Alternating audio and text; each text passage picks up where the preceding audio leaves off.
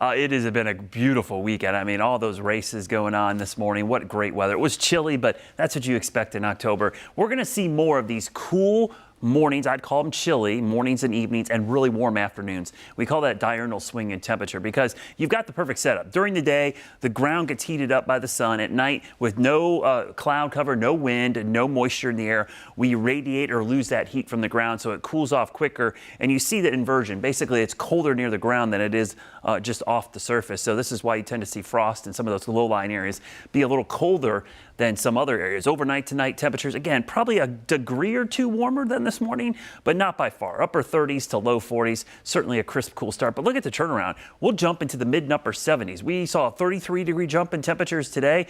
We could see 35, 40 degrees in some locations, certainly a possibility across the Carolinas as high pressure is just dominating our weather. Just wispy cirrus clouds, those ice crystals way up there from time to time. This big ridge of high pressure is not moving anywhere, so nothing's heading in our direction. So the overnight lows will start to warm up a little bit, but they're still going to stay pretty cool. Temperatures mainly in the 40s and 50s, but the afternoons start to move up. Things got really active in the tropics all of a sudden. Those two tropical waves developed quickly.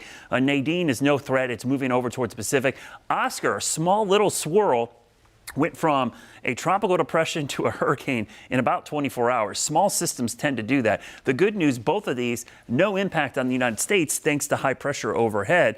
Both of these systems are going to stay away, but we'll give you the Hurricane Oscar forecast because it's going to meander over the southern Bahamas, northern Cuba, then move off to the northeast in the middle of next week. But because of the ridge over the United States, we're not going to see any impacts, possibly some swells along the coast, but that's it. Look at the high pressure system. This is a 10-day futurecast. Look for rain somewhere in the Carolinas.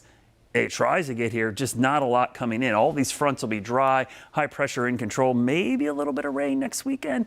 That looks very, very scant. So the dry pattern is going to be sticking around for the foreseeable future, and it's going to get warmer because that ridge of high pressure also brings warmth. So temperatures are likely going to stay above average here as we go towards the end of the month. So don't look for rain. Don't look for any wild swings in temperature.